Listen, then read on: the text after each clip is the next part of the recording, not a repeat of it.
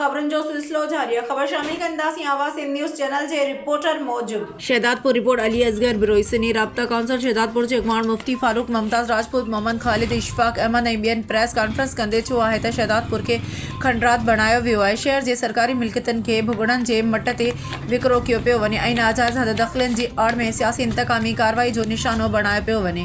हिननि चयो त अली चौक खां स्टेशन ताईं हलंदड़ तरक़ियाती कम 4 महीननि खां रोलड़ जो शिकार जे सबबि कारोबार तबाह ऐं शहरी परेशान आहिनि। हिननि चयो त शहदादपुर इंतिज़ामिया पंहिंजो क़िबलो दुरुस्त करे ऐं सियासी इंतकामी कार्रवाइयूं बंदि करे ॿी सूरत में एहतजाजी तहरीक हलाईंदासीं।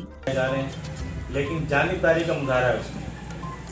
हमारा एहतजाज सिर्फ यही है कि अगर इंक्रोचमेंट ख़त्म करनी है, सुप्रीम कोर्ट का आर्डर है या हाई कोर्ट का आर्डर है, तो इंक्रोचमेंट अगर आपने ख़त्म करनी है तो फिर बिला तफरीक सबको ख़त्म करें हम आपके साथ। और अगर सिर्फ मखसूस लोगों के साथ सियासी इंतकाम है तो ये नाकाबिल बर्दाश्त है और हम शहरी की जंग जो है इंशाल्लाह लड़ेंगे और लोगों के साथ खड़े होंगे इंशाल्लाह। और दूसरा मेन इशू ये है कि मोहम्मद मुस्तफ़ा चौक से लेकर अली चौक तक जो तरक्याती काम के नाम से और ये रोड जो बनाया जा रहा है, इसको गालिबन 5-6 महीने हो गए।